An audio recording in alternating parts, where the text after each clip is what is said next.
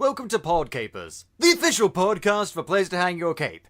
And this week, robots in disguise. Or should that be more like, robots are racist? We're talking about the live-action Transformers movie. Oh, pray for us. Cue the music!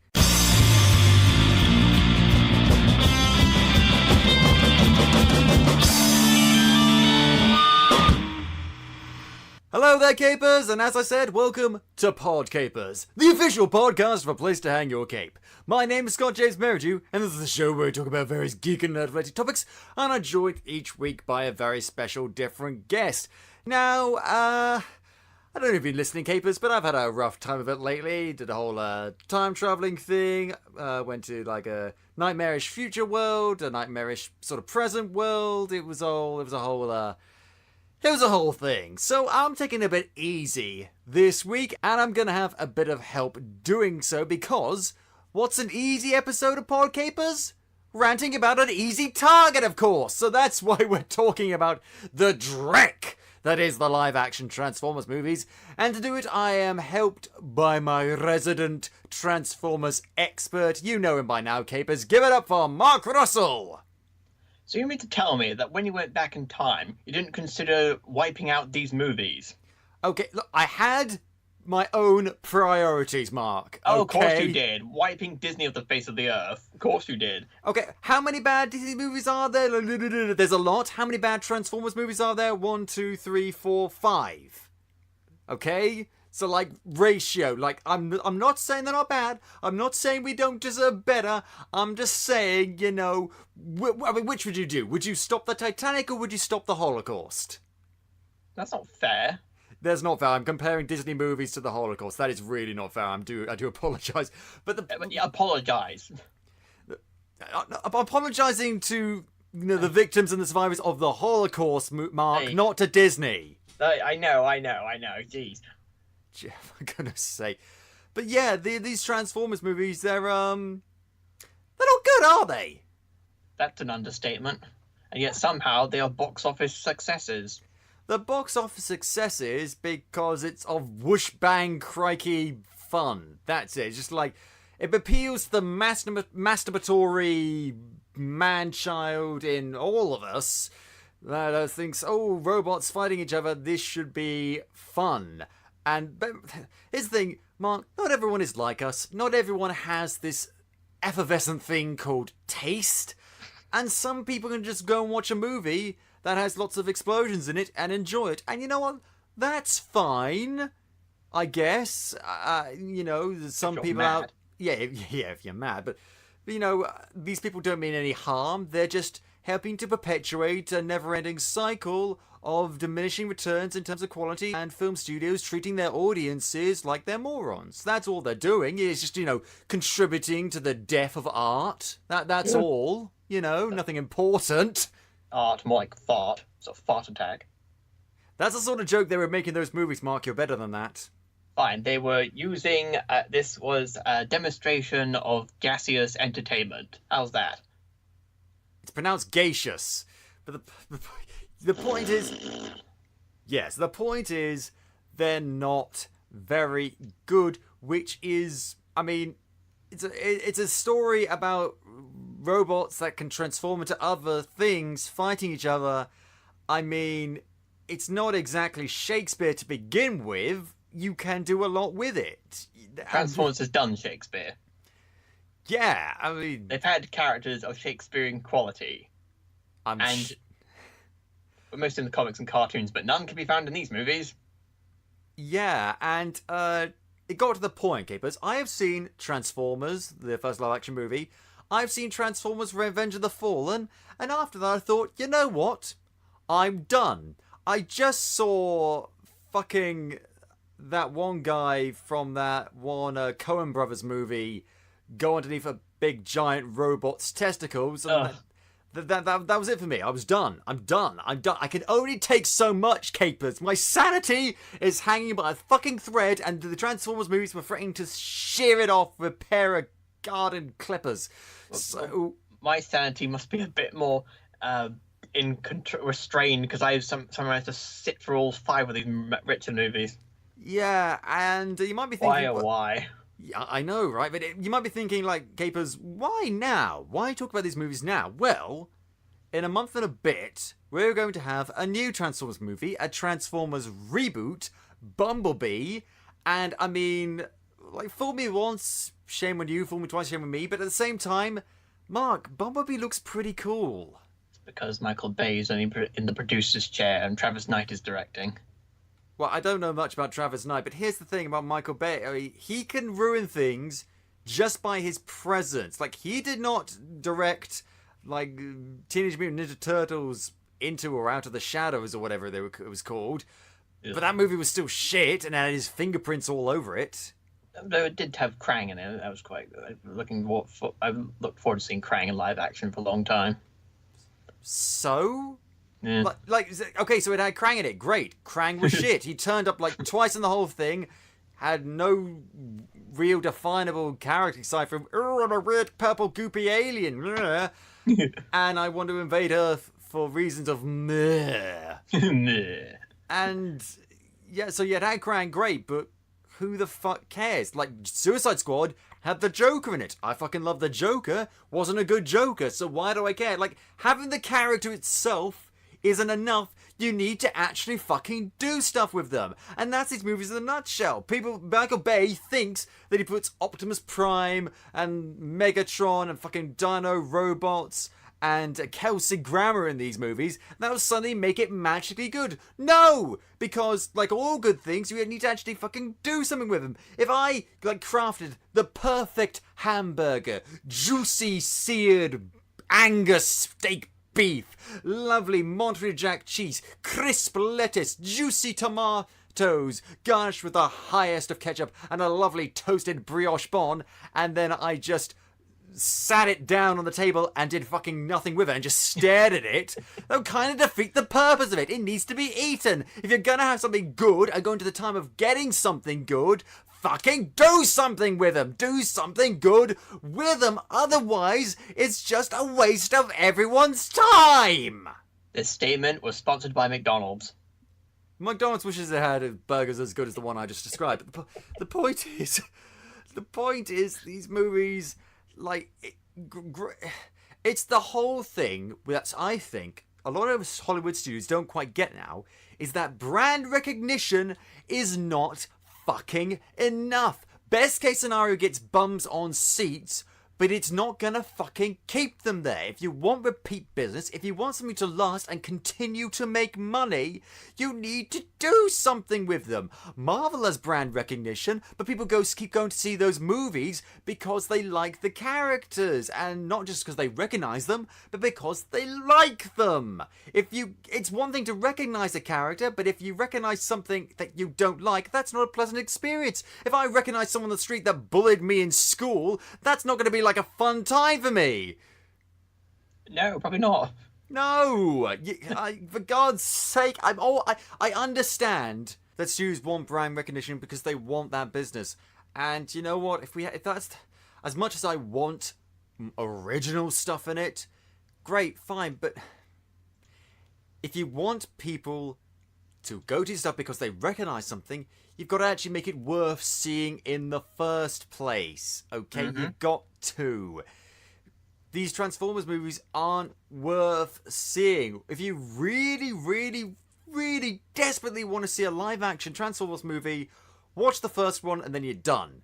You never have to see another one of these movies ever again. Not unless you want, like, stuff about how, you know, like, these movies have some weird stuff in them as far as unless you really want to see Transformers with Arthurian knights and Transformers with Stanley Tucci and Transformers with two underage people, or one underage person and one not underage person, finding legal loopholes to stay together. Oh, you know about that. Oh, God. I heard about that. It sounds fucking weird, but we'll get to that because we're going through the gamut here, people. Mark is taking us through the gamut. It's going to hurt him a lot more than it hurts me. You'll be emotionally hurt by what I tell you. Probably, yes. Yes. I suppose we should start at the beginning. Well, yeah, we probably should, yes. Years ago, when the Earth was a primordial mass, some creature named Michael Bay emerged from the ground. Michael fucking Bay. It started before him. He arrived, actually. Oh, really? Yeah. Some bloke called Don Murphy wanted to make a G.I. Joe movie. They said no because the USA had just gone to war in Iraq. So they said, I know, let's make a Transformers movie. So they said, oh, I know, Steven Spielberg's a good director. Let's get him on board. Hooray! But he ended up as an executive producer. Why didn't he not become the director? I don't know. I guess he didn't want to direct a film about giant talking robots.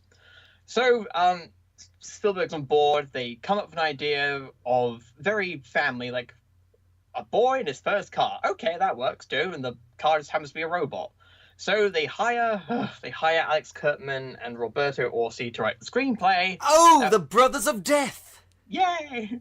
I mean, how many good things have they made? It's like the Sleepy Hollow TV series, which actually that was cancelled.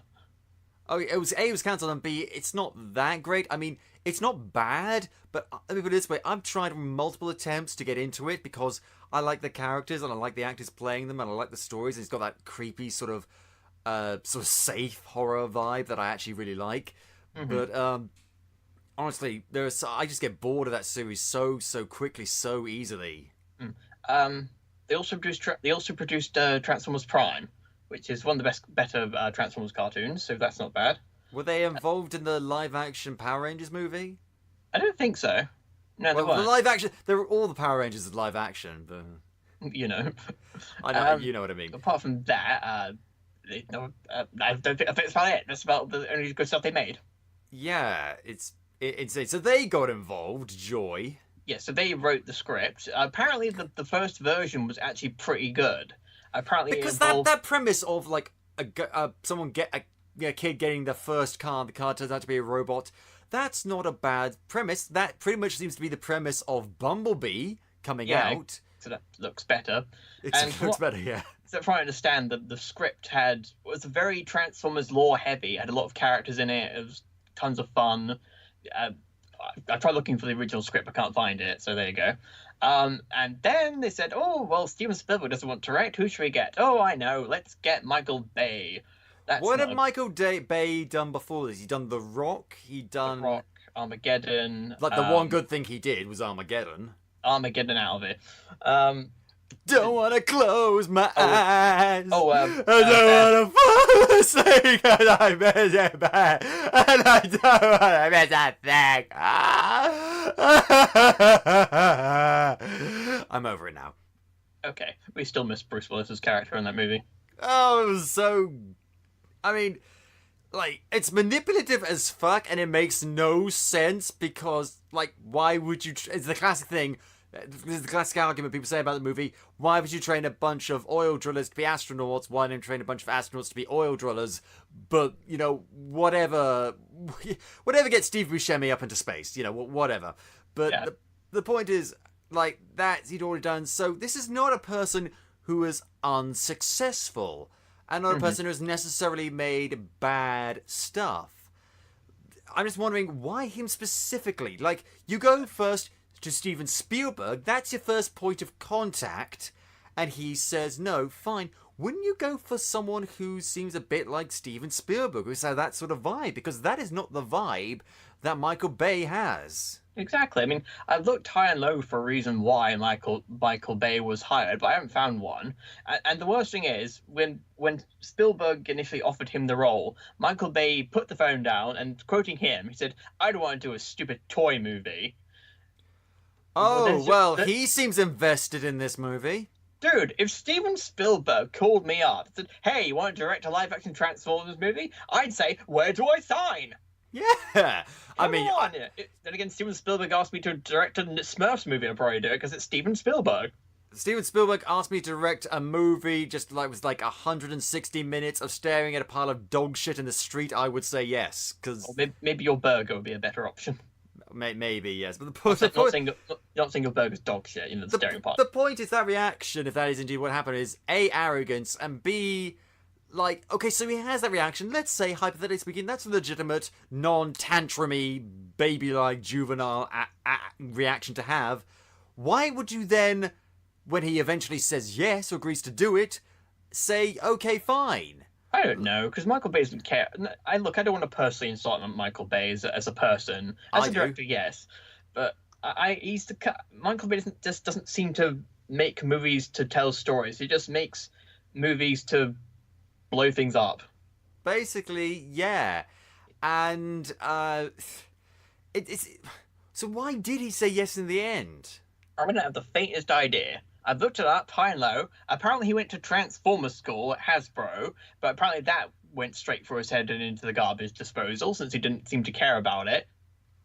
Like, if your director doesn't care about the movie that he's making, it's just not going to be good. Like, I'm not saying every single project has to be a passion project. That's not going to happen. People are going to make, movies just to have a job. That's fine. But they have to give some semblance of a shit. If they don't, then let me put it this way, if the director doesn't care, why should we? I don't. Exactly. Why the heck should we care about a movie that the director doesn't care about? Ugh, good grief. Anyway, so they get on with production. They bring in the military because Michael Bay does love his military, which is it's a good and bad thing. No. Michael Bay does not love the military. Michael Bay likes putting the military in his movies. This guy has the most masturbatory, again, juvenile, just coming, like, okay. He likes big things that blow things up. And he thinks the military is the best way to do that. And maybe he just genuinely respects the military. I don't know. I think he does. I think he at least does. And he does respect the military and what they do. And yet often he shows them in such a disrespectful way that we get as long as things we're going through. Like the classic example is Pearl Harbor. Oh, God. The Japanese attacked, and it's just like the one soldier played by Cuba Gooding Jr., and the whole thing is the one that's at all competent. You have a Navy sailor who cannot swim. They don't let you in the Navy if you can't swim, and if you can't swim, they fucking teach you. Yeah. Like, I don't know a lot about the American Navy at that time, but I'm willing to bet that is what they do. And I don't want to say that I'm personally insulted by this, because A, I'm not an American, and B, I'm not an American in the American Army, but I am from a military family. Really? Yeah, I am from an RAF family. Both my parents and my grandparents, my mother's parents, were in the RAF. Many of our family friends were in the RAF or are in the RAF. That's the Royal Air Force. The Air Force is not the same as the military. It is the military. It's not the same as the Army. I will grant you that it is different. And I want to clarify that, I am not saying that I am personally insulted by this, because I have no right to be personally insulted by this. However, I will acknowledge that a lot of the things he does in terms of the military could be described as insulting. Mm-hmm. And you may say there's some examples where it's not insulting, it's actually really respectful, great, but I think there's more than enough evidence to suggest that Michael Bay does not love the military. He just sees them as perfect tools to help him make this movie and include things. Because, I mean, why create a character that we can either get behind because they're likable or charming or of interesting motivations or deep fundamental character flaws that make them compelling and human, when you can just say, oh, look, it's the military, they're the good guys, we know that because, obviously, so we can get behind them. It's easy. They are not actually characters for him, or not something he aspires for, wants people to aspire to. They are tools for him to use to sell his product. Exactly. I mean, that's just my interpretation. You may disagree, that's fine.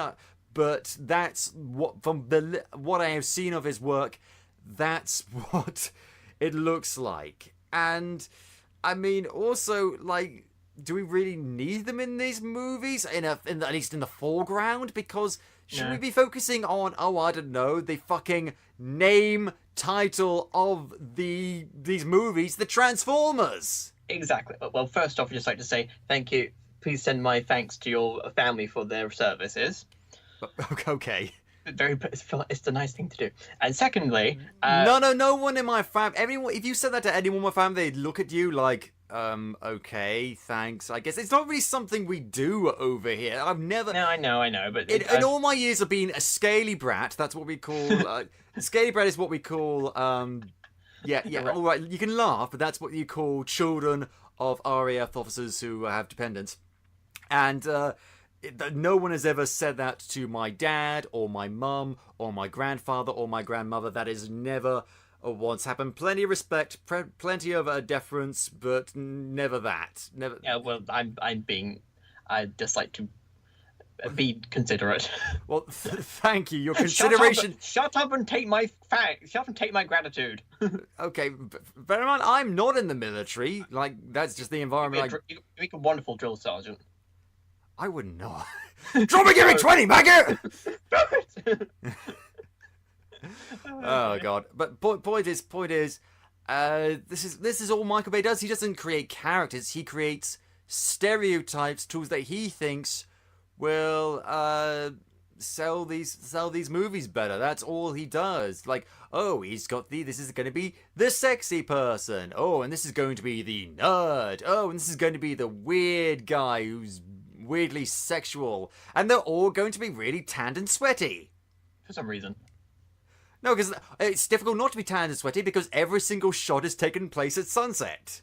In front of a billowing American flag, in front of a crazy camera. It's probably drunk. Yeah, it goes without saying, Michael Bay is a lazy filmmaker. We can all, well, we'll get to that when we get to that. Let's talk about the first fucking movie because we've got a lot to go through and we've wasted enough time. So the first Transformers movie, I'm willing to plant my flag on the hill of it's the best one. I'd agree, but it's not really saying much, is it? No, it's like saying, okay, so that bowel movement was the best one in this, after getting, this horrible stomach disease. Well, number 2 would be the unpleasant following. Yeah, that's... I'm talking a lot about shit in this episode. Like, a lot of fecal metaphors. I should stop. We're talking about Michael Bay. It's right there. What else could I say? Well, dear. What a palaver. So, trying to explain the plot of these things is like trying to build so a there's cabinet. This kid called Sam Witwicky, played by The Beef. And I shall only refer to him as The Beef. You can say his real name. I'm calling him The fucking Beef. No disrespect to The Beef. I like The Beef, despite his slight weird shenanigans of the past few years. I think he's probably a decent guy, and I think he's a very good actor. But I shall refer to him as... I shall refer to him as nothing but The Beef from now on till the end of time. He is forever The Beef. If I ever meet him in person, I'll say, hello, Mr. The Beef. I like that time he put that paper bag on his head. Went to the Academy Awards or where it was. That was quite funny. I'm not even sure he meant to be. We could spend a whole episode talking about the shenanigans of Shia LaBeouf. Point is, we're not. Let's just talk about it. Oh, damn it! Oh, no. That fucking lasted, didn't it? Oh dear. So Sam Wikipedia is he's basically Peter Parker from the Spider-Man trilogy, but written poorly. No, he's not, because Peter Parker in the Spider-Man movies has fucking charisma. Exactly. And he just runs around saying no. No. That's all he does. That's all he says, and maybe screams Optimus at one point. I wish I could remember his character other than he's into girls and he.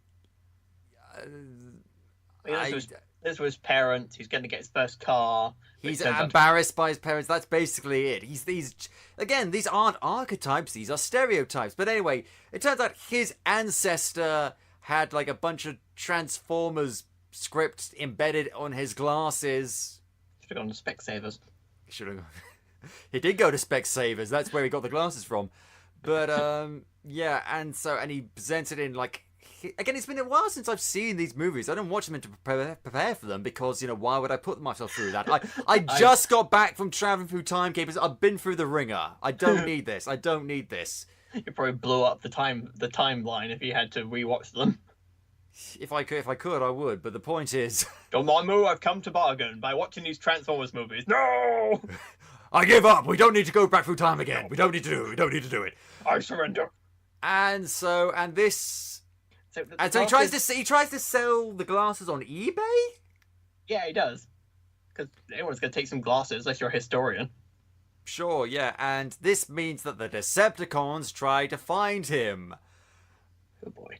Yeah, so the Decepticons are running around, getting onto Air Force One, blowing up military bases for no reason. Eventually they find him, then Bumblebee comes to the rescue, who is cleverly disguised as his Chevrolet Camaro.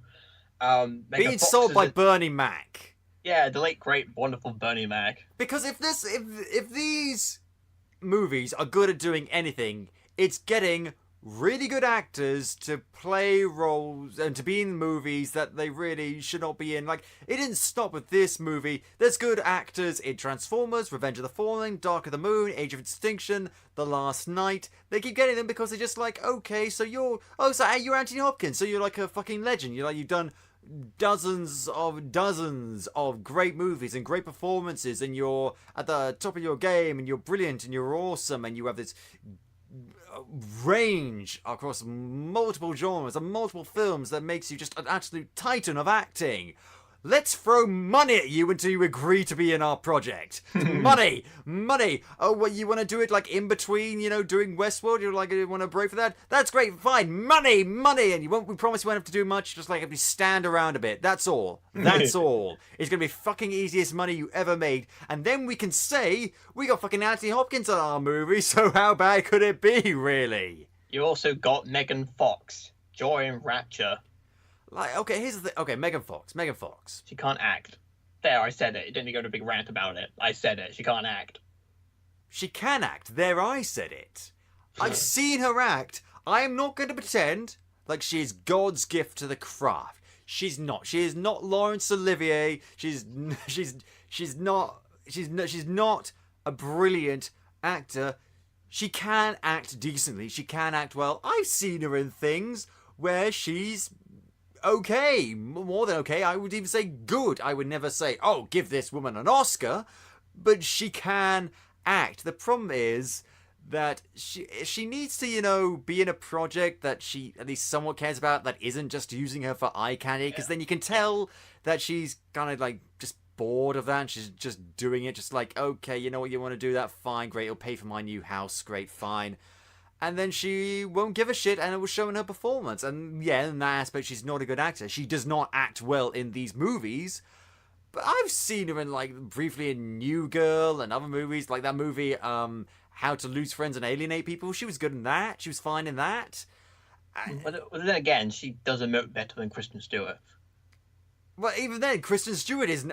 Oh, Kristen Stewart fucking annoys me. Do you know what? Because for years, Kristen Stewart was shit. Because she was in all those Twilight movies, and she was some of the truly terrible acting. I don't know if it was done to the writing, or whether she didn't give a crap, or the direction, I don't know, but she was terrible. And then she fucking goes and starts going into starring in all of his movies, and now she's actually giving good performances, compelling performances, really deep, weighty performances, with a full range of emotion, and really actually kind of interesting. And I'm sitting here thinking, fuck you, Kristen Stewart. I was happy hating you, and now I have to like you? Fuck you! She was pretty good in Panic Room. Didn't we see that at university? Oh, we did see that. I remember that. I remember watching that. I was like, young Kristen Stewart is a good actor? Really? When did this happen? What happened between then and Twilight that made it so bad? It turns out she was always good. It's just not in Twilight, because those movies suck the talent out of anyone that comes even close to them. Where's Robert Pattinson gone? Oh, he's still making movies. He's doing fine. Where's Shark Boy gone? Oh, he's fucking replaced Jake Peralta in Cuckoo. Oh, okay. Guess he's Cuckoo. We're getting really fucking sliced from one bad movie at a time. Transformers. Like, they got Anthony Anderson in there. They got He's John funny. Voight. Yeah. Jessica Jones' sister. Oh yeah, she was in it. John Turturro. Oh God, why? Although interestingly, Sam's dad is played by Kevin Dunn, who was in the Godzilla remake, the 1998 Godzilla remake, and Small Soldiers. So he's had some experience running around with toys. Oh God. Weird. Yeah, and Sam Witwicky gets the new car. It turns out to be a giant robot. Shenanigans. And then but you might think, clever shenanigans? Fun shenanigans? No! Awkward shenanigans that lead to even more awkward interactions with his parents talking about him masturbating. Because, again, it's the masturbatory thing. Because the audience are just going to sit there like, they're talking about wanking! In a family film. Is it? What was it rated? The dreaded 12A, I think. Oh, the dreaded 12A. We talked about 12A on this show before. Update. It's basically 12A could either be like a solid 12 or a 15 that you're allowed to take your kids to, even though you shouldn't be. And it doesn't really make much sense because, yeah, the Transformers cartoon were violent, but they were definitely aimed at kids, and you can have violent things that are fine and suitable for kids. These movies could have easily been PG. Yeah, exactly. But they weren't because people are stupid. No, they weren't, because there's more money to be made in getting older kids in as well. I suppose. So the quote-unquote older kids hated this movie. Yeah, well... They sent death threats to Michael Bay, truth be told. Oh, okay, that's not on.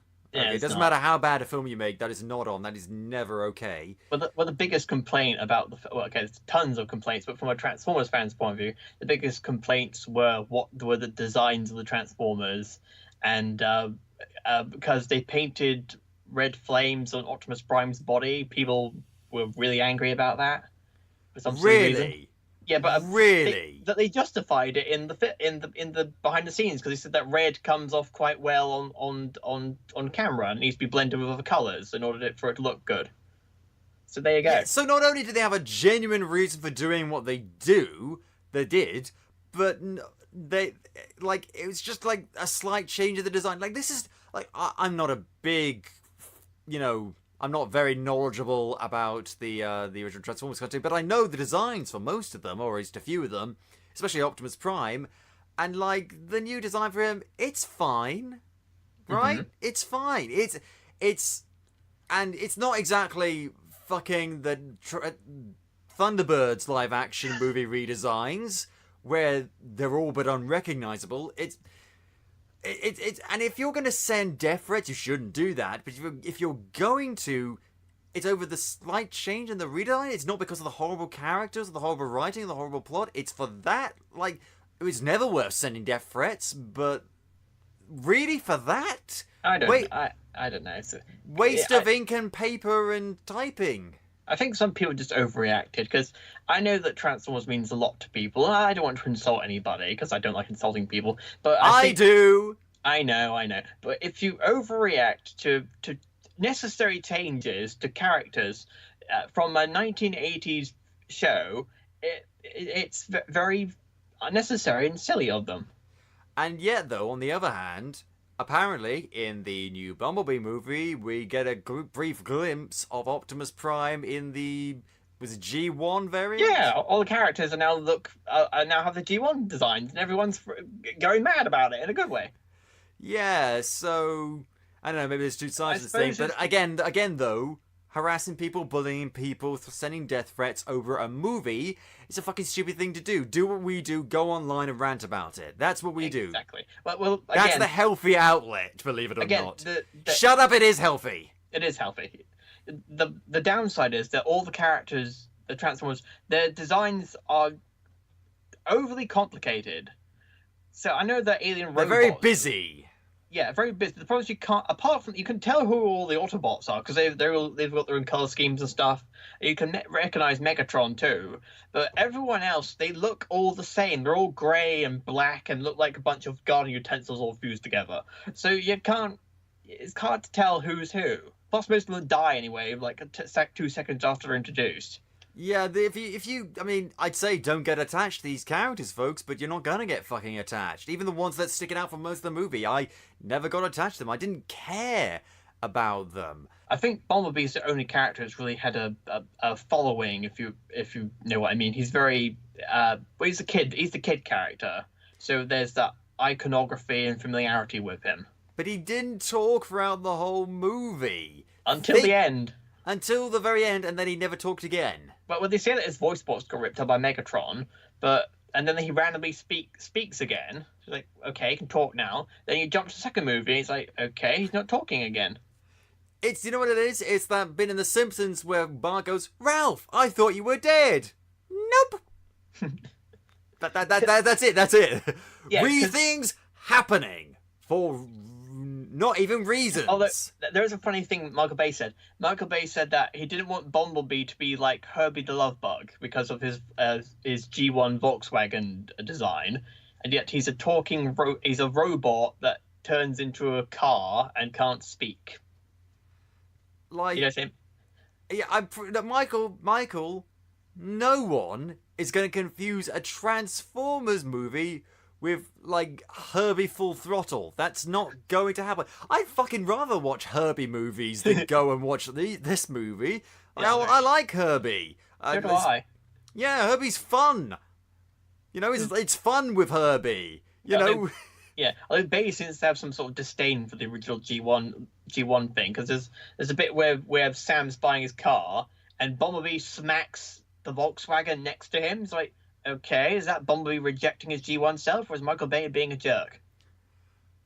Well, okay, oh, for God's sake, like, you don't have to be deferential to the past version of the thing you're doing, but don't outright insult it. This is so basic. Like, I am not a huge Transformers fan, but if I was making a Transformers movie, I would not go out of my way to insult it. I wouldn't, because best case scenario, no one's going to care. Worst case scenario, people are going to care very much, and they're not going to like it. Because, believe it, Michael Bay, you may not like G1 Transformers, but the fact that you're making this movie indicates to anyone with more than half a brain that there are a lot of people out there that really do like it. Brand recognition again. You can't make movies about characters that people are recognizable and people like and then insult them. Because then, which is it? Do you want to make movies about things that people like, or do you not? Is it that you're trying to, like, saying, oh no, that was the shitty old Transformers, we're the good new Transformers? In which case, that's just fucking arrogant, because here's the thing, what if you're wrong? Which he was. Yeah, he was fucking wrong, all the 4 or 5 times over. Jeez, and so what follows from this after is just an hour of fights. Boom, kaboom, explosions. Oh no, I take that back. An hour of fight and sexy poses of Megan Fox. Yeah. Well, I suppose what positives are there? Peter Cullen's back as Optimus Prime. Hooray. Hugo Weaving's pretty fun as Megatron. I like the fight between Optimus Prime and Bone Crusher when he blows the boss up in two. That's quite fun. Okay, here's the thing. The action scenes, I'm sure they're all great. I'm sure all the action scenes in all of these movies are great. Not really. Okay, fine. Maybe not then. But I haven't seen them all. But, like, if you might as well just make a movie about explosions and things fighting. Like, I could respect a movie that had no character and no plot and just was all action far more than a movie that was action but also some character and some plot, but the character plot we do get is absolutely crap. Exactly. It's like, if you're gonna do that, just fucking go and do that. Fine, yeah, go make it like Coney Island Scatzy, but for explosions. I'm sure plenty of people would go see that. Plenty of people would enjoy it. But if you're going to have characters and you're going to have a story, do something with them other than them just running around outside the characters we should be mainly focusing on. And that's the thing. There is so little focus on these characters aside from them expositing information. The Allspark, Cybertronia, whatever we call it. Megatron. I don't care, Mark. I care. I know, but I don't. Respect the source material. Yeah. In fact, you probably respect it more than Michael Bay did. Yeah, and should we go on to number 2? Oh, probably. Yeah. Is there anything more we can really talk about? Like, they ripped this one character in half, Jazz. Just like, poor Jazz. And then they're just like, oh, Jazz, he's dead. Moving on. Oh well, never mind. Yeah, okay, they didn't seem to care about it because we didn't seem to care about it. Geez. Yeah, well, in the movie, they blow up the Allspark. Megatron dies for like 5 seconds, and that's about it. Oh, yeah. So, Revenge of the Fallen. Ugh. Yeah, arguably the worst one. Train wreck. The one that made me not start. I talked earlier about how these movies are lazy. This is why. There's a shot, and I'm not the only one to have noticed this. There's a shot of like a Decepticon in space, like a satellite Decepticon. A Soundwave. Sure, I didn't learn their names, Mark. I did not. It's I have Soundwave. only so much space in my brain that is taken up by important things like the faces of my family members and Lord of the Rings trivia. You know, the important stuff. Like, I'm not going to waste it on the names of fucking. Fine. I will be the naming person for you. Sure, fine. You already did it with the beef. Why not for Soundwave? And so there's a shot of him like at 2 points in the movie going over the Earth, relaying information back to the Decepticons. It's the same shot recycled twice. And I don't mean like similar shots. I mean like the exact same shot. Or in the third movie, they take footage from Michael Bay's other movies and put them in the third one. I didn't know that, really. Yeah, apparently so. See, this is fucking lazy. Like, okay, so I can. I was about to say I can tolerate a bad movie. I think we all know that I can't. But let's imagine a hypothetical alternate parallel dimension where I could tolerate bad movies. I would still not be able to tolerate fucking laziness. This is one of the main reasons why I hate Disney, because so many of their movies use recycled shots where they just drew over previous sequences in the previous movies with the new characters and just did them all over again. It's fucking lazy, and I do not tolerate it. I do not stand for it. And you don't fucking do it unless it's like a flashback to a previous movie. And even then, only if it's absolutely necessary. Indeed. Oh boy. Actually makes me quite angry because there are so many people out there, like everyone works hard at movies. Unless you cut corners. Unless you are lazy and recycle shots from the same movie or from other movies, then you aren't working hard. And that one little thing of like, okay, yeah, it's a bad movie, but at least you worked hard on it, is gone. And then you're out of excuses. We pay to see these movies. We pay to see Transformers Revenge of the Fallen. We don't pay to see Transformers Revenge of the Fallen plus other bits from Transformers Revenge of the Fallen. We pay to see Dark Side of the Moon, not Dark Side of the Moon and bits from Armageddon or The Rock or Teenage fucking Mutant Ninja Turtles.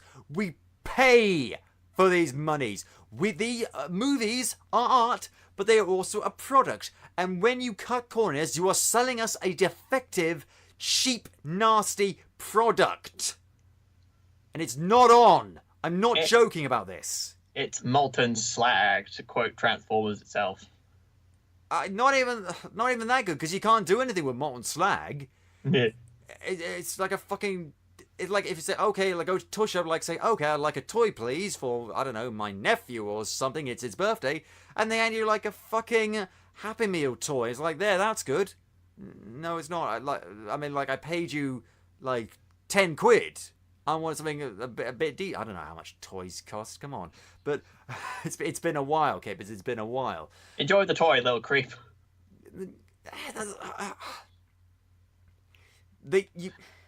You can't cut corners. You cannot. I'm not saying go over budget. I'm not saying go all out. But bare minimum, you do not borrow stuff from other things and cobble it together like some sort of Frankenstein's monster of a movie. You don't do that. Then you're not a filmmaker anymore. This is a Frankenstein of a movie. It's just packed to the gills with so much rubbish. Yeah, it's like there's stuff going on with Sam and his girlfriend. Okay, fine. Who cares? Some sort of character development, Mark. I'll take what I can get. Yeah, I know, even though there's not been much character development in this movie. So, number 2, all over the place. Dear God. And then they introduce this new character who's like, who Sam meets in college, who is the most annoying character in all of cinema.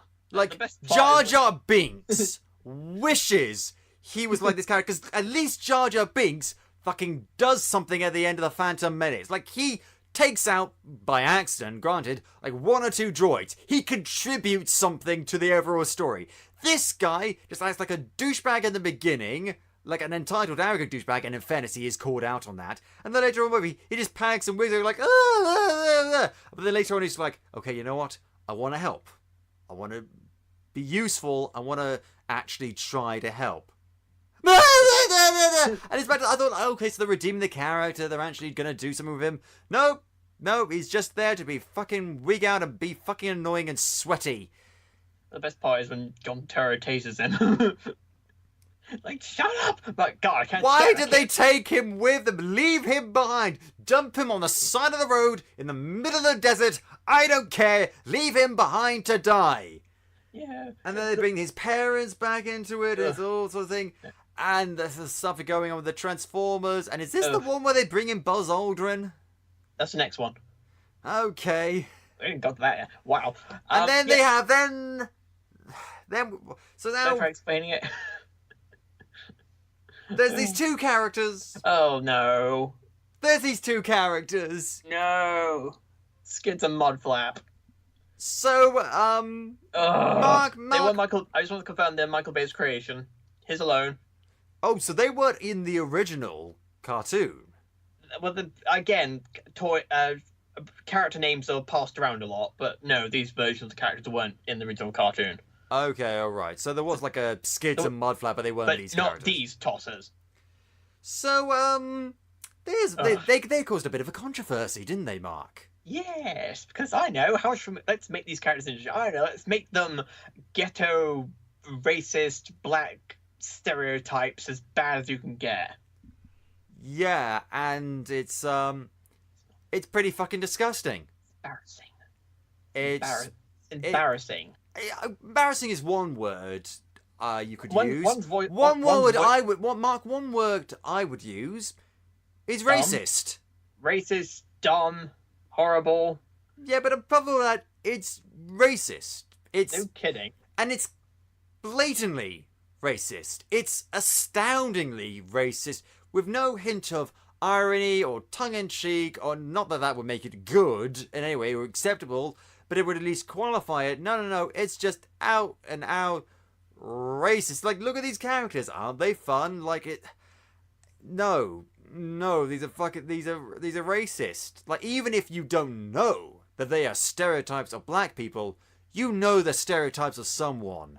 Exactly. It's like this sixth sense that decent human beings have when they see something that they know is wrong. It's like, even if I don't know what you're mocking and what you're being a stereotype of, I know you are indeed a stereotype. This cultural osmosis means that I know what you're about. And it's the height of insensitivity, the height of poor taste, and the height of racism, and they still gave Michael Bay a job after this. Exactly. Because racism, there's two things that annoy me about these characters, apart from being very annoying. One, they're racist. Two, they take up so much of the damn screen time when you have much more interesting Transformers waiting in the wings. It's like, come on, I don't care about these two. I want to see RC and Sideswipe as main characters. What do we got to follow these two racist caricatures around?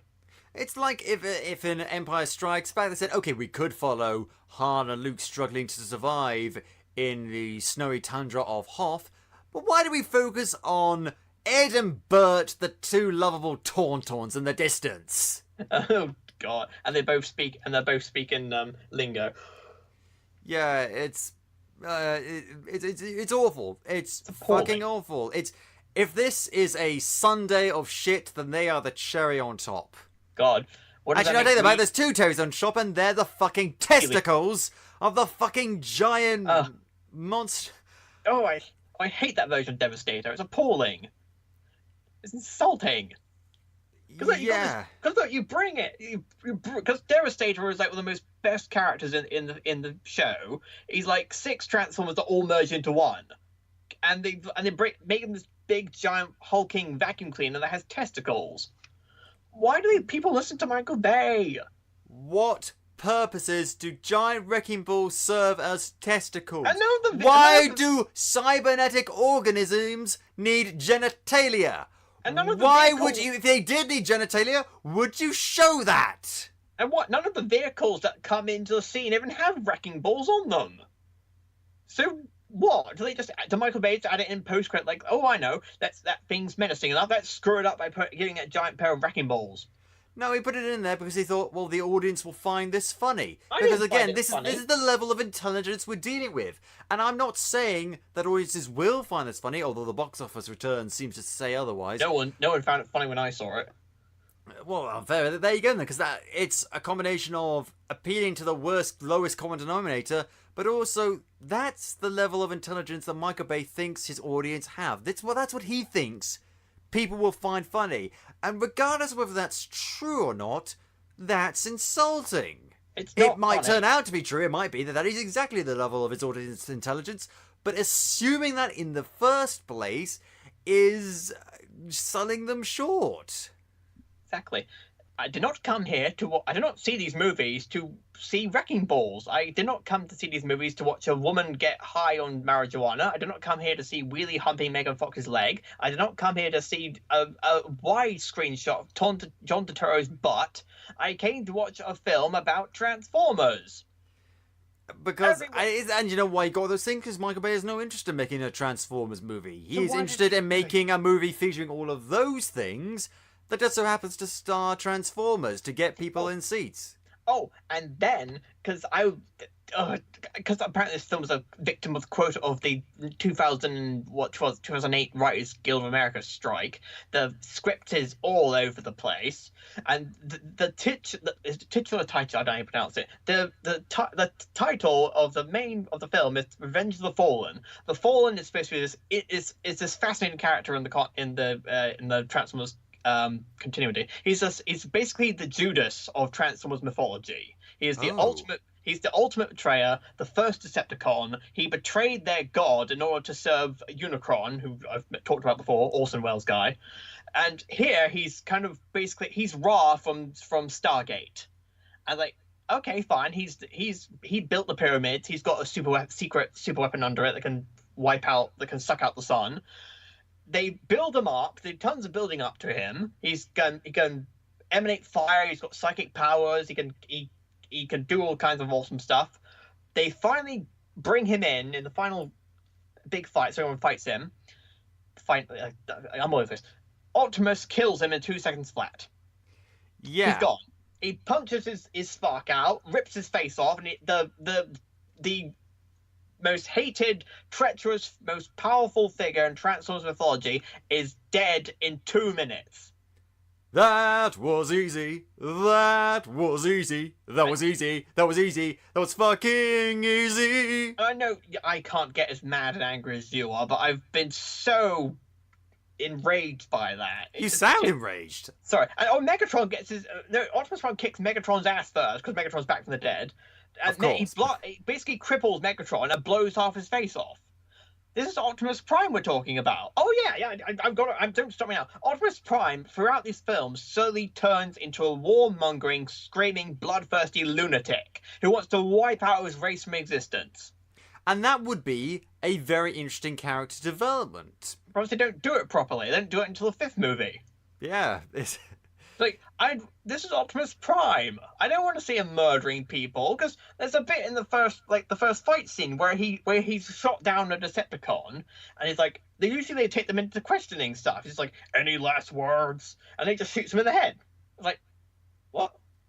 It's Optimus Prime. He doesn't do that. It's like if Fireman Sam just walked up to someone who accidentally set a house on fire, just like, I'm sorry, Fireman Sam, I should have been playing with matches. You pissed me off for the last time, kid. And then he throws him in the window and drops a lit match in. Sam is the psycho next door.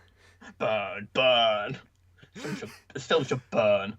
Oh god, and then that was the point where I was just like, it's not worth me seeing any more of these movies. I'm done. So I have no knowledge or context of what happened next. I think I've seen reviews and heard stuff about them, obviously, but Transformers: Dark of the Moon, the last one to feature the beef. Megan Fox got out while the going was good, and yet was suckered back into Teenage Mutant Ninja Turtles.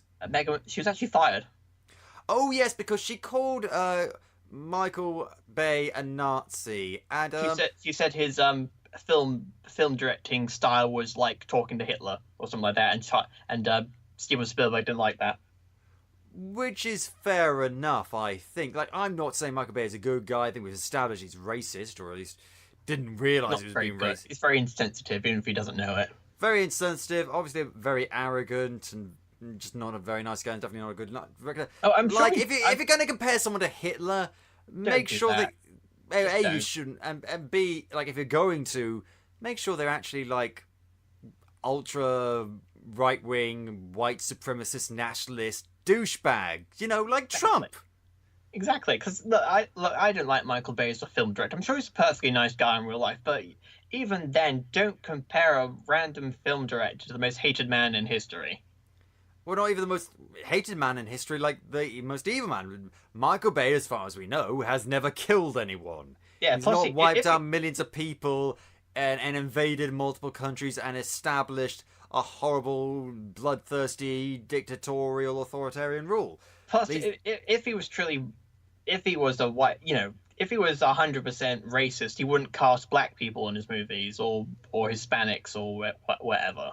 Well, bigotry is a spectrum. There's lots of different ways to discriminate against someone, but I take your point. Well, the third film discriminates against the space race. Yeah. So the Megan Fox got out in any case, which meant she had to be replaced by today's totty du jour. What's her face? Rosie Huntington Whiteley is her name? Whiteley. I don't know. So she was a model, became an actor. Very good at Mad Max Road Fury Road. Oh yeah, she was like the main what's a thing? Running away from Immortan Joe. Yeah, very good in that film.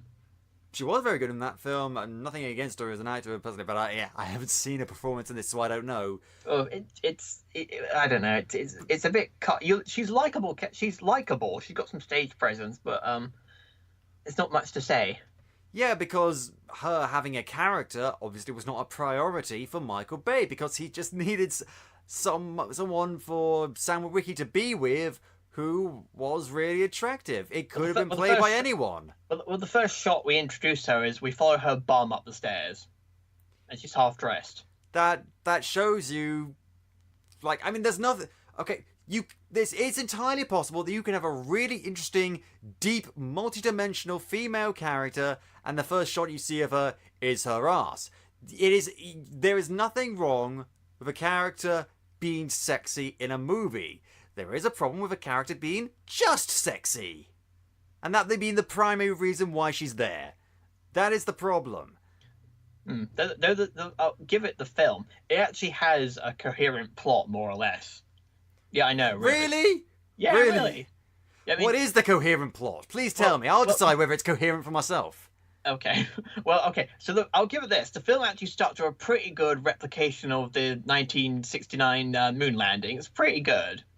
Okay. But then it turns out that it's actually a government conspiracy to locate and investigate a crashed Autobot spaceship on the moon before the Russians do. Sure. So the conspiracy was right all along. Yeah, of course. So then it jumps to the main day, and long story short, the spaceship contains Sentinel Prime, who's Optimus's mentor, voiced by Leonard Nimoy. He's got god, yeah. Didn't they show like one of those annoying little tiny Transformers things, looking at an old Star Trek episode and saying this is the one where Spock goes nuts? Oh yeah, that's true. Yeah. Clever in joke or fucking awful foreshadowing? You decide. It only gets worse from here. So the Autobots bring him down. He's got this technology, the space bridge, which can basically, the plan is teleport Cybertron to an uninhabited planet and use its resources to restore it. Turns out Sentinel was in league with Megatron all along, and they're planning to use the space bridge technology on Earth. And what's Megatron been doing this whole time? Oh, well, Megatron, Starscream, and Soundwave have been randomly bumming around in Africa like hobos, waiting for Sentinel to be found so they can launch their evil plan. The one good thing is, like, Gee, Megatron, what are we gonna do tonight? The same thing we do everything, Night Soundwave. Sit and stare at sand. He just did Starscream as Soundwave. I don't know the voice. I was trying to do Maurice LaMarche, okay? Okay. My pinky is much better than my brain. Mine too. North! Narf. Trolls! So films Narf. So you have Shia LaBeouf running around, doing nothing, as usual. Because he's real stupid in this movie. Because in this film, he saves the world. Everyone's stupid in this movie! The beef has saved the world. He's got a medal from Obama. You know, he's got a cushy job. He's got a beautiful lady and stuff. And he's still not satisfied because he's not getting the attention he thinks he deserves to help the Autobots. So it's like, shut up! Stop being so whiny. So sorry. First of all, the Autobots are the one that save the day continuously. You get the assist. You stabbed me. All you did was die, come back, and stab Optimus Prime in the Matrix leadership. That doesn't count as anything. Yeah, well, like, you helped. And because you helped, you got a fucking medal from the president and international recognition. But it's not enough international like, grow the fuck up. Like, of all the things that you could be unsatisfied with, there could be many things. Like, he could feel like maybe his relationship with his parents, hate to bring them back in it, but maybe he feels like he's distant from them. He doesn't identify with people anymore. He's gone so far in his life doing all of these strange and wacky things that he doesn't really know who he is anymore. Maybe he wants some distance from the Transformers to figure out his own identity because he's been aparting them for so long. They tried doing that in the second film. It didn't work. Okay, I don't remember these movies very well, and I don't know, there's lots of things you could do with that, because, like, if you're the guy who's been hanging out with these giant alien robots and saving the world 2 times already, that is going to change you on a fundamental level. That could be very interesting and compelling. What are you when you're the guy who is the go-to from the all-powerful alien beings, you know? But he's just like a whiny, like... Yeah, so I think this is the point where Shia LaBeouf just kind of like, he realized what he'd been doing with his career with these movies. There's a bit in the film where he crashes his car to try to get into the Autobot base, and Shia LaBeouf just starts screaming like a lunatic, going, "Why?" It's like, has he given up? Has he gone mad? Has he given up?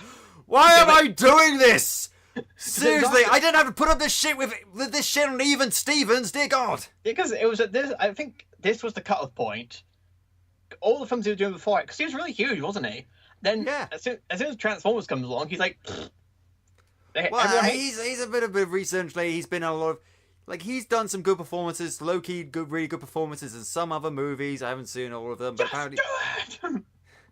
And he's basically a meme at this point. I don't know what he's doing exactly now. No, I hope he's well. But this is not a guy who's devoid of talent, but he's stuck very good in these movies. He's a very good actor, in my opinion. Yeah, my opinion too, but he's stuck in these movies. I'd be fucking frustrated too. Yeah. And why does he crash his car to get into a military base? Shouldn't he just show up like, hey, I'm Sam Witwicky, I'm the guy who saved the world twice over? Because some reason he doesn't have military clearance, and there's a big stupid conspiracy that the Decepticons have been controlling everybody who are descendants of the space age, whatever it's called. I don't know, and they get this cool character called Laserbeak to go and murder people and stuff. I don't get it. They're just trying to get him involved in an overcomplicated way. Stupid. So is that why this is called Dark of the Moon? Because it's just vaguely related to the moon? Yeah, because the spaceship's on the moon, on the dark side of the moon. And they do what's it called? It's not AC/DC, it's who has the album called Dark Side of the Moon? Pink Floyd. Yeah, they do that joke in there. It's like, because what's his name? What was his damn name? Not Kenneth Choi, or is it Kenneth Choi? Ken Jeong. So he pops up randomly as this sort of weird office guy who's working for John Malkovich as well. Oh yeah, John Malkovich is in this movie because of course he is. Yeah, of course he is. And what's her name? Frances McDormand's in this as well. Really? Yeah, she's in it too. No! Alan Tudyk's in this. No! Why? I don't know. Why? You're better than this, Alan Tudyk!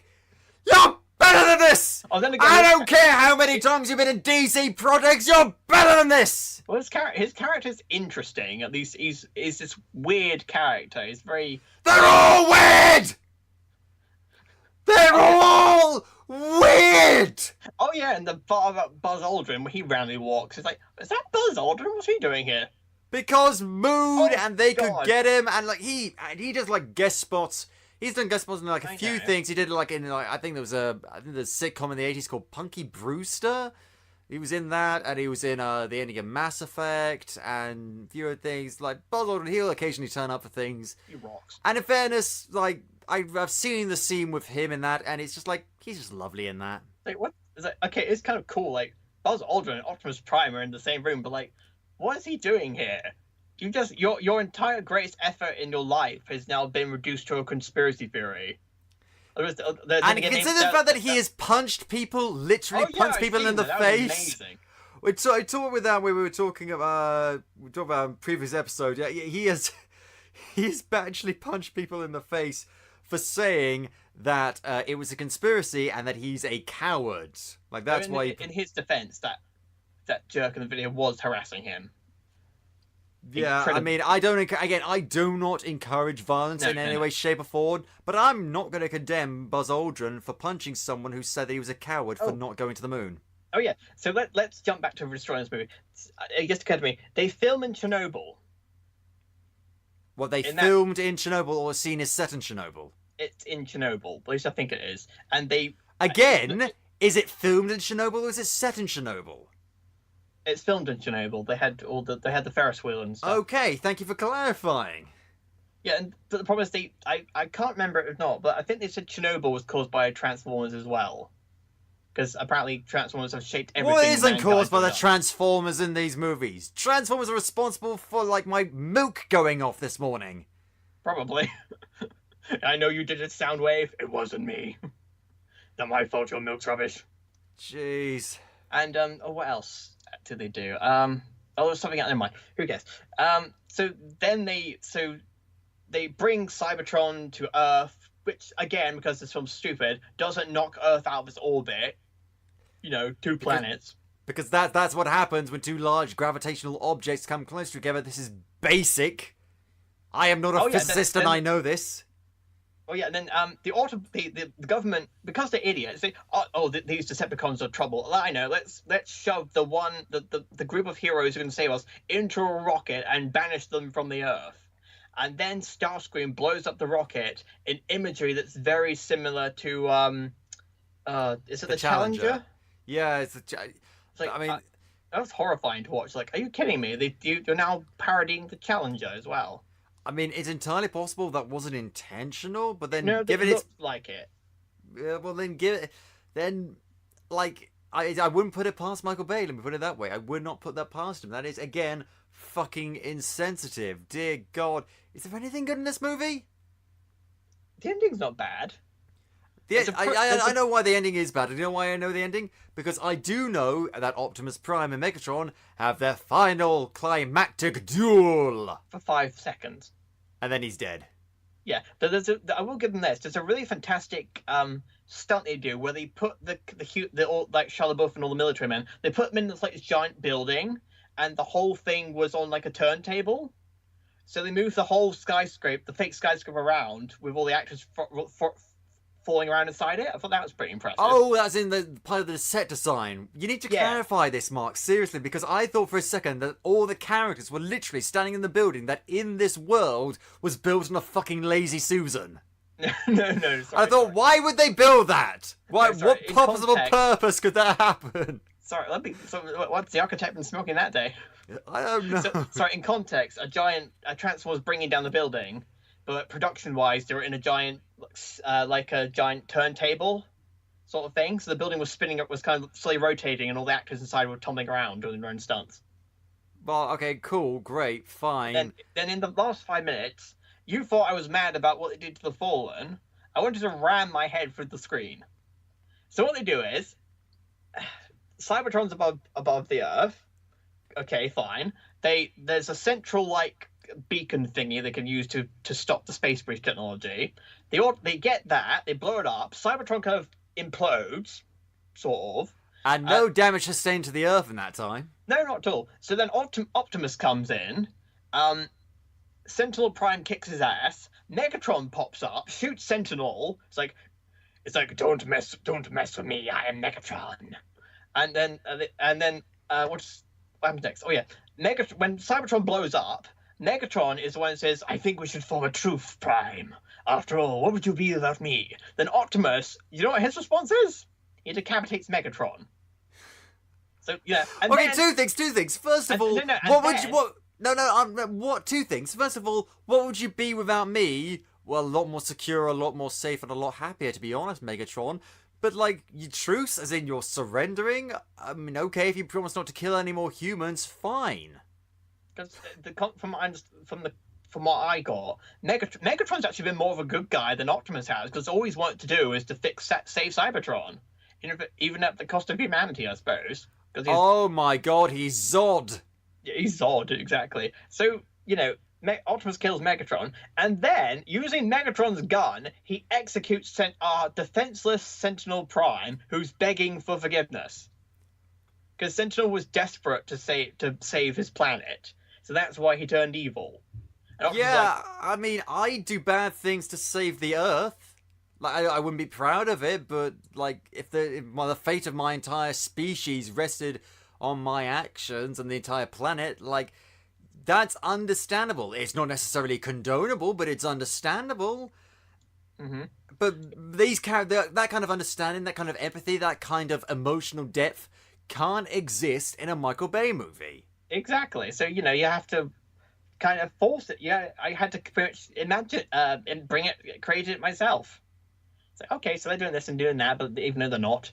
And at the end of the film, Optimus Prime has basically wiped out his own species and murdered his brother and his father figure. It's like, why am I supposed to follow this? Why am I supposed to care for this guy? I mean, does he care about it? Does he say, like, what have I done? No, he just kind of stares there. I mean, if he had screamed in agony or something, like, you know, that would have been interesting. But he just makes going back to the Man of Steel thing, at least Superman fucking screamed in anguish after he snapped Zod's neck. Like, yeah. At least he fucking cared about it. It was a stupid scene, but at least he fucking cared. Exactly, and Optimus he just makes a speech again. Like, I don't want to hear speeches from you, not when you're like this. Yeah. Oh, no, I haven't said the worst part yet. There's a worse part? Yeah, because Optimus has completely gone up the deep end here. Because I meant before, they blew up the spaceship up. Everyone thought the Autobots were on it. They weren't. And then, so Optimus and co. have allowed the Decepticons to invade Chicago, murder thousands of people, and then walk in and say, now your governments will know what happens when you trust the wrong people. Like, dude, are you kidding me? Wait, so the Autobots aren't dead? No, the Autobots faked their deaths and allowed the Decepticons to invade Chicago and kill thousands in order to make a point. Fucking what? Exactly. So not even for the moral high ground or to launch a sneak attack or anything, it's just like to teach humanity a lesson? Exactly. Because the government boot them off the planet. Then they come back and let the Decepticons run riot and says, now your governments will know not to trust the right people. Like, we let hundreds, if not thousands of you die in order to teach you about stranger danger. Now you know, and knowing is half the battle. G.I. Joe! I mean, okay, so Mark, Admiral Holdo, all is forgiven. Because she endangered one ship, like a bunch of the rebellion. They endangered, like, a whole city. Exactly. Actually, no, I'm thinking about it. Teaching one guy a lesson put, like, hundreds of planets in danger. Thinking about Admiral Holdo, all is not forgiven, but this is also stupid. Yes, exactly. And so, Age of Extinction. I think we should just wrap it. Keep going through these. So the beef got out while the going was good. He decided to tool around in a tank with Brad Pitt for a while. Nice. Was it Brad Pitt? I don't care. And so they replaced him with the next best thing. Marky Mark. Marky Mark, yeah. I mean, okay, and here's the thing. Again, good actor. For a long time, the only thing I saw... what's his name? Mark Wahlberg. The only thing, for mind blank for a second there. The only thing I saw Mark Wahlberg in was bad stuff. So I thought he was a really bad actor for a while. He's not. He's genuinely good. I watched The Departed last year for the first time. He's fucking excellent in that. Excellent in lots of other things. In a wide range of roles, he's good in action films. I saw the trailer for this movie he's done with Rose Byrne about being a foster parent. That looks actually like might be very funny, but also like really heartwarming. I don't know if it's going to be any good or not, but I hope it is. It's quite good, and so yeah, he's a good actor. And then he got stuck in these. Like the beef didn't know any better when he signed on. What's his excuse? I don't know. I haven't got things clear, but he's the best thing in the movie. To be honest. Again, it's Mark Wahlberg. It's not hard to be the best thing in the movie when you're Mark Wahlberg. That's a good point. And he's an inventor. Ooh, a very stupid and irresponsible inventor. Yeah, because you never see him finding patents. No, because the problem is he's got a dead wife, and he's kind of shook up about that. So he kind of forbids his daughter from basically having a life.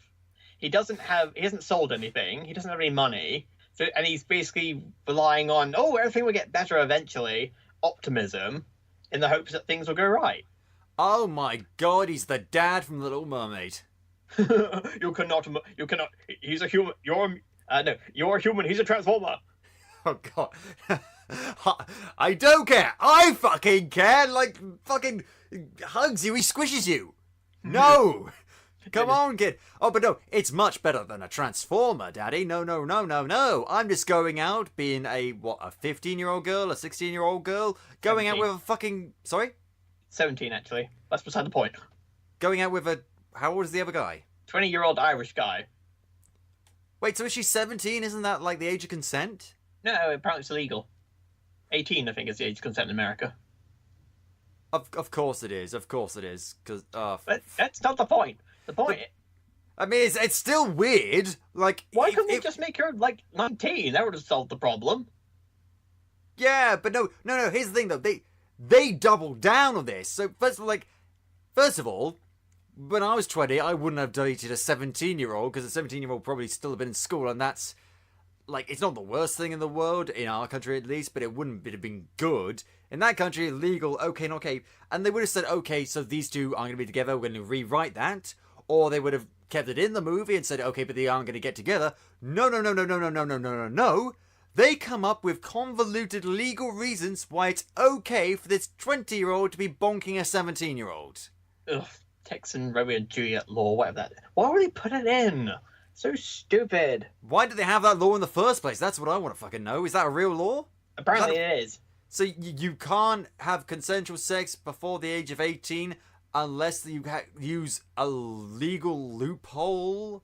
Ugh. I'm not sure which is worse. It's dreadful. Ugh. America, sort your shit out. I'm serious. I'm the robots even aren't the worst part of this. It's the fact that exists, and the fact that the movie is sort of proud of itself of pushing this relationship that is clearly inappropriate. Exactly. It's insane, and I can't like any of these characters. I can't like the dad. I can't like her. Can't like him. As I say that, I haven't seen this movie. But Stanley Tucci and Kelsey Grammer are the most likable human characters in this film, to be honest. I refer you back to my previous yell of why. Why? Well, basically, Kelsey Grammer is a rogue CIA agent who wants to wipe out all the Autobots because they're evil, in his opinion, with fair dues because they blew up Chicago. And yeah, save the world 3 times, but at the same time, at least time to shove off. They blew up Los Angeles. They wrecked Egypt's tourist economy. Now Chicago got blown up. So fair dues, kick them off the planet. Then the problem is he's chasing them down, hunting them with help from a Transformer bounty hunter called Lockdown, who's really cool. Wait. So he hates Transformers, but he's working with a Transformer? Yeah, the idea is that Lockdown is going to give him basically a terraforming weapon, which will turn Earth's deserts into habitable environments. Wait, so this guy wants to create more living space for human beings and transform a desolate wasteland into an area where people can live? Something like that. So he's the hero, right? No, he's the bad guy.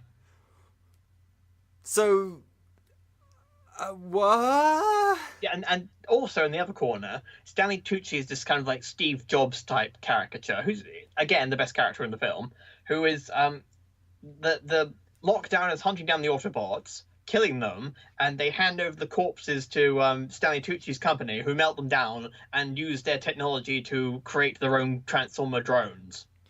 Isn't that like creating a sword out of human bone? Probably. If someone's probably done that. Ew. So is there like a message there of like, hey, you may be melting these things down, but these are actual living sentient creatures and killing them is wrong? Is that message put in there? Well, Stanley Tucci's character does seem to have a bit of a thing about it, because he didn't know that. Apparently, he didn't know that they were killing Autobots. He just assumed they were killing Decepticons, and even later, so, that's weird. Yeah, and they have their own Megatrons back. Surprise, surprise. What? That's twice now. Yeah, no one knows it's Megatron. They just happen to have built this drone that resembles Megatron. It's like, this guy looks like Megatron. No, it can't be Megatron. Megatron's dead, even though we've got half his head in the lab. You know. So we know that they're creating drones out of Transformers bodies. They see a Transformer drone that looks a lot like Megatron, and they assume that it couldn't be Megatron. Yeah, it's like, no, that's not Megatron. And they named him Galvatron, which is Megatron's alternate name in the cartoons. It's like, Tron. Megatron. I mean, they do explain it, because Stanley Tucci wants Megatron to look like Optimus Prime, but Megatron is already in the body, so he keeps making it look like him. It's like, okay, fine, let you off of that. Wait, so are these Transformers sentient inside the drones? Only Megatron is. All the others are kind of like under his control. Why is Megatron the only one that's self-aware? Because Megatron's they use Megatron's head to program the drones, I think. Who cares? It's complicated nonsense. Okay. So Megatron's basically he's Agent Smith, which is ironic because he was voiced by Hugo Weaving. Now he's voiced by Frank Welker again. Now he's voiced by Frank Welker again. Really? Yeah, they got Frank Welker back at last. Oh wait, so who was voicing him beforehand? Hugo Weaving. Oh right, well. You get the Agent Smith. Ironic that they get Agent Smith out of there before. Apparently, Michael Bay treated Hugo Weaving like rubbish anyway, so he's like, right, I'm out. Okay, let's get Frank Welker in, even though I don't want him to be in the movie anyway. Does he treat any of his actors well? It sounds like he doesn't. I don't know. I don't care. He doesn't seem to care about anything except blowing things up. Right. The moment he dies, they'll blow his coffin up. Go on. Okay, and so what is Marky Mark's involvement in all this? Optimus Prime. They find Optimus as a rusted old truck in a cinema of all places. I don't know why. So they bring him home. Optimus is injured. They say, right, we're going to fix you up. But again, because he's an idiot, there's a helpline that says, if you find a Transformer, call the police. He's like, oh, guys, you've had a Transformer. Quick, call the police. It's like, no, I'm not going to do that. This guy's all right. I trust him. Like, dude, hello, you've got no money. You're in debt. Your daughter can't go to college because you're an idiot. Give up the robot. Did you not see the news when he saw all of Chicago getting destroyed? Like, there isn't a lot of moral quandaries. Like, if he had a previous interaction with Optimus Prime who had, like, maybe saved him in, like, the first movie, the second movie or something, like off-screen and we didn't see it, like, fine, okay. But, like, he has no personal connection to him, does he? Yeah, no, because all the bad guys have good motivations. Like, okay, cool, fine. But he has nothing, because Kelsey Grammer wants to protect his country. Stanley Tucci wants to improve humanity for the future. There's another guy who hates Transformers because his sister died in Chicago. Lockdown's got his own thing going on. So it's like, and what's Marky Mark got? He's like, I'm an inventor and I'm optimistic. Yay. And his daughter has motivation of, I want to bang this 20-year-old. And she's played by Katara from The Last Airbender. There's in the cartoon? No, the Shyamalan movie. Then she must die. Oh dear. So, Fuck! So the best part of the film is Lockdown by Miles. It's just really cool bounty. Okay, that's 3 times he said something's the best part of the movie. Do you actually like this movie secretly, Mark? A little bit. I mean, it's after the first one, it's probably the most entertaining, as dragged out as it is. It's like, get on with it. Okay, the entertaining is not the same as good, Mark. Oh well. Well, again, there's good parts, then you're like, oh wait a minute, there's like all these hundreds of dumb, stupid parts. Oh yeah, So I forgot to mention, Stanley Tucci, as he puts it, he's mastered the genetic Transformers code and has created his own ally called Transformium. Oh, for fuck off. Fuck off. You thought Transformium. What's the one from Avatar called? Was it Unobtainium? Unobtainium. Oh, God. So eventually the Autobots find out you've got... Again, the Autobots actually have their own distinct personalities in this movie. It's like, ooh, goody! They've got no backstories or anything. But like, it took you 3 movies. It took you 3 minutes. You've got Optimus, you've got Bumblebee, you've got Hound, voiced by John Goodman. I know. You've got Drift, voiced by what's his name? Ken Watanabe. That's it. Who's a stereotypical Japanese samurai dude. You've got what's the other one called? You've got another character who's voiced by John DiMaggio, who's kind of like the smart alecky type character. So they still stick out from each other. Apart from them, Megatron's there. There's no other Decepticons in this movie. It's just Megatron and the drones. And let me guess, it ends with a big punch up between CGI robots. Yes, in Hong Kong, because they really wanted to get that Chinese demographic. Yep. So, and apparently, these movies in particular are responsible for this increase, sort of, I don't know the word, this increase leaning towards appealing towards the Chinese film market. Yeah, I suppose because they found out that you can get a lot of money from China, I suppose. I guess. Well, also because, there's not a lot of plot, there's not a lot of character, so there doesn't need to be as much dubbing, and it's mainly just explosions between giant CGI robots, so it's very accessible, I guess, to foreign markets. Yeah, so the difference is when they get to Hong Kong, because right up to now, all the American military and stuff have been kind of treated like idiots. All the Chinese are brilliant at what they do. Oh, okay. It's like, okay, that's interesting. Let's praise the people we're marketing. Okay, I suppose that's... Except not praise the piece of marketing, in America. I haven't got back to the Dinobots yet. Oh yeah, there's dinosaurs in this. Where do they cut? They just come out of nowhere. Because the very first scene has these aliens basically just wiping out the dinosaurs. Then it cuts to what's her name? Sophia Miles. Okay, I can't remember. Sophia Miles in this too. She's gone to an archaeological site and has found this frozen dinosaur. I was like, oh, these are the Dinobots. Finally, it's like, no, they're not the Dinobots. The Dinobots are just a random prisoners in lockdown ship, and they come into the final battle for some reason. It's like, because okay. we need a fucking trailer shot of Optimus Prime on the side of a robot T-Rex. Yeah, it's like, okay, great, fine. The Dinobots, hooray! If I brought them in, but they got no personality. It's like, no, me Grimlock King, me hate Optimus Prime. It's like, nope, just a big dinosaur dude who apparently is part of some ancient secret Transformers knighthood, which comes back up in the 5th movie. Oh god, the 5th movie. I think that's a good time to move on to the 5th movie. I'm gonna have to bring up the reviewer out for this sodding thing, because I can't remember what the damn plot is. Oh god, it's like Transformers mixed with Camelot. Bum ba bum bum.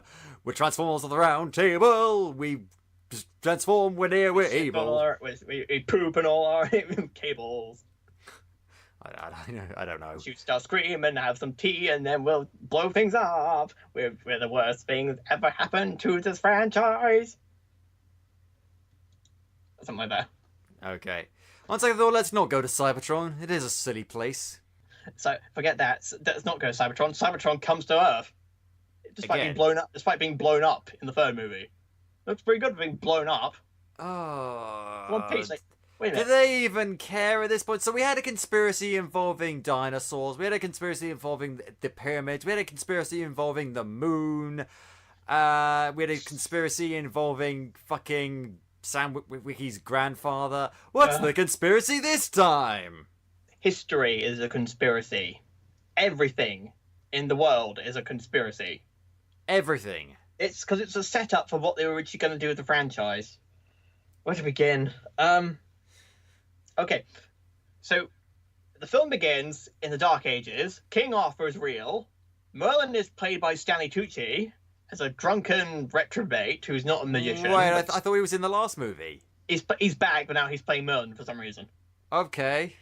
I don't know. So Merlin goes to these super secret Transformers who are hiding in a cave, asks them for help. They give him this magic stick, which will do something. The glow stick of destiny.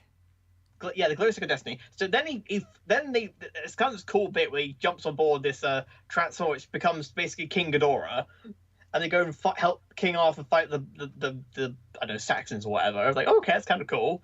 Then Anthony Hopkins starts talking. It's like, okay, Anthony Hopkins is in this. This is cool. Narrating all this Transformers lore. I was like, Anthony Hopkins is talking about Transformers lore. This is awesome. Long story short, God, there's a lot of stories. The main plot, which they can't explain, is that Optimus Prime crash lands on Cybertron, having left to find his creators because they did some nonsense in the fourth film about that aliens had made him, or something like that. He finds this character called Quintessa Prime, who is this kind of Borg Queen-esque character. She tells him that he has to save Cybertron because that's his destiny. And the only way to do that is to destroy Earth. And I think Optimus should be a bit more against this. He's kind of like, oh, okay, fine. We'll come back to that in a minute. Then we jump back to Earth, and Marky Mark is still around. He and this character played by Laura Haddock are dragged into Anthony Hopkins' conspiracy. Hold your horses. This is insane. It hasn't been insane already? It's even more insane. 500 steps. One, the Transformers have been on Earth for centuries. Instead of, since 2007. Yeah, they've been here forever. They have aided humanity in every single conflict and war they've been involved in. I know. And there's this super secret society called the Wiccan something or other, which apparently every single historical figure over the past 1,600 years has been a part of, including Washington, royalty, Shakespeare, Mozart, Frederick Douglass, Susan B. Anthony, you name it, they've been part of this conspiracy. Noel Edmonds! Probably Noel Edmonds too. A Transformer disguised as Watch assassinated Hitler. Bumblebee was fought in World War II.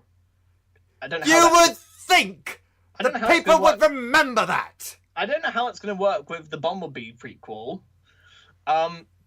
They're going to forget it. And apparently, because I didn't really get it. I had to watch it like 500 times. So I still didn't get it. Apparently, Shia LaBeouf's character, Anthony Hopkins, and Laura Haddock's characters are all various descendants of Merlin. It's like, what? Okay. So, and apparently the magic staff that Merlin has is the weapon of Quintessa Prime, and she wants to use it to destroy Earth, because, plot twist, which really should have been amazing, Earth is Unicron. Huh? Because they did this before in one of the cartoons. Earth is secretly the dormant, sleeping body of Unicron, the destroyer of worlds. It's like, really? Okay. I did tell you about Unicron before, didn't I? Yeah, you did, yeah. Yeah, he's like, was the Death Star and voiced by Orson Welles. Because we went for that, back in when we did the other Transformers episode, didn't we? Yeah. Like, I understand who Unicron is. I'm struggling to think why Earth is it. I wouldn't have explained it, but it kind of blows my mind. It was kind of cool when Transformers Prime when they did it. It's like, oh, Unicron's Earth. That's cool. That's an interesting take. But tell me, out of these two plot twists, which would you find more interesting? That there's a secret society of random historical figures who have been hiding the Transformers on Earth for ages, or that Earth is actually secretly a giant dormant Transformer itself? I'd be surprised that anyone would want to go and see this fucking movie, to be honest with you. Yeah, no. And apparently that my surprise is well founded, because not a lot of people went to see this one. No, I think this one was people getting tired of it. So they... Yeah, it only took you, fucking 10 years. Exactly. It's like, I suppose because the plot was just so stupid and stuff. They're getting tired of the same stuff over and over again. I'm tired of talking about the same stuff. The whole time you've been talking about the plot of this, I've been reading the bumper book of Bunny Suicides. That was in high school. in the library. I kind of found that a bit weird. Yeah, But but they had it is very weird. It's very weird. It's just panel after panel of little cartoons of bunnies killing themselves. But you know what? It's a damn sight more interesting than talking about these fucking movies. Exactly. So, oh yeah, I probably should get a few highlights of the film. There's a really weird scene where the military decide that in order to obtain the resident MacGuffin, they should team up with Megatron in order to get it. So you team up with the Why? because some guy has a line saying we've deals with monsters in the past. This is no different. It's like you're dealing with the monster who blew up Chicago and has butchered millions. Of course, let's team up with him. Well, you know what? You know what? If America wants to team up with fucking Nazi rocket scientists after World War II, this isn't much of a leap, to be honest. Hail Hydra. Yeah, and it's So they do it. What they do is they go into the desert, they make Megatron, they set up all these desks and laptops and binders, and basically they do the Suicide Squad style montage where Megatron lists out various Decepticons he wants to get free from jail, and they do this stupid what they do in the Suicide Squad movie. They do all the information of all the characters and stuff. It's like, why are you doing this? They're all gonna die anyway. Because we don't. They're trying to make us care. They're trying. Ooh, people might not be caring anymore. We don't care. No, it's Steve Buscemi has a cameo in this as an Autobot. That's fun. Yay! That'll get the kids in the seat. They finally introduced Hot Rod to the franchise. Like, oh, finally! What took them so long? God, they wasted him. I mean, Hot Rod's a terrible character name, but they wasted him. Here's one gimmick: because he has a French accent. He can't get rid of. What do you do? When you waste a character that wasn't that good in the first place, it's time to call it quits. Exactly. And this is why we're getting the reboot. And it is a reboot, isn't it? I'm not sure, to be honest. I like to think of it as a reboot, but it might still be a prequel to the established rubbish canon. Because they said they were going to do a 6th movie, and then they canned it. So now it's kind of up in the air about what they're going to do with the franchise. So I have 2 theories. One, they're going to make Bumblebee the prequel and reboot it with all the other movies non-existent. Or 2, because they're still planning on doing their own cinematic universe with G.I. Joe and the Micronauts and stuff like that. So they might put Transformers into that little thing they're doing there. So I'm not sure, to be honest. Possibly. Because they're doing the IDW comics have got like all this big crossovers between all the various Hasbro franchises with Transformers and G.I. Joe and Action Man and Micronauts and all that stuff. So like they could follow that example, what they've been doing there. Maybe. I mean, we could speculate about this movie till the cows come home, but all I know is it's got John Cena in it, and that's enough for me. Yeah, so at least John Cena should make it entertaining. But Yeah. it looks good. It looks legitimately good. Haley Steinfeld is in it. She's a good actor. Oh, she's great in True Grit. Yeah, fucking Granted, great movie. Granted, that wasn't 10 years ago, but she's very good. Yeah, she is very good. And Oh, she's in she's gonna be Gwen Stacy, isn't she, in the Spider-Man film? the Into the Spider-Verse game. Yeah, that's right. She's Gwen Stacy in that one. Spider-Verse game? I don't know. I don't know. I've stopped caring about that. To be honest, I mean, after I saw the clip for that after Venom, I lost all interest. I was interested in seeing it before that clip, but then I saw the actual animation, and it's got that weird choppy animation that this new Netflix series, the Dragon Prince has. This really unavoidably choppy animation that is just nauseating to look at. And it's like, maybe it'd be better when we actually see it in the movie. I'm hoping, but if not, I'm going to be shundering for the whole thing. The point is, though, despite everything, and maybe just proves for once and for all that I am a sucker, I'm kind of looking forward to Bumblebee. Because it looks legitimately good. And the fact that they've deliberately made the Autobots and the Decepticons look like closer to their G1 counterparts is going to bring people in.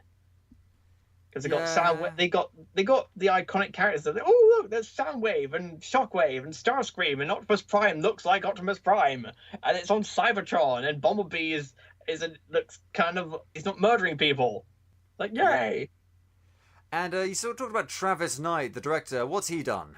I believe he's only directed Kubo and the Two Strings, which I admittedly I've never watched. Oh, you are fucking kidding me. In a good way or a bad way? Kubo and the Two Strings. Yes. That is a fucking excellent movie. I need to watch it. I keep putting it off. How have you not seen? Oh my god! I've got the poster for it in my room. It is. I mean, I like Leica, the production company they made it, because they made things like Coraline and stuff like that. They are very good at what they do. But I fucking love that movie. It's an excellent. He directed that. Well, I am sold. I'm sold, and it's written by Christina Hodson, who is she's written 2 films, Unforgettable and Shut In, which I haven't seen. I don't think. She's doing the Batgirl movie. Yeah, which I mean, Whether sure, okay. I mean, if you, so yeah, so but no, the director of Kubo and the Two Strings, which is a fucking excellent movie. It's on my to-do list. Watch it the second we finish this episode. Watch it right now. I swear to God, it is worth your time.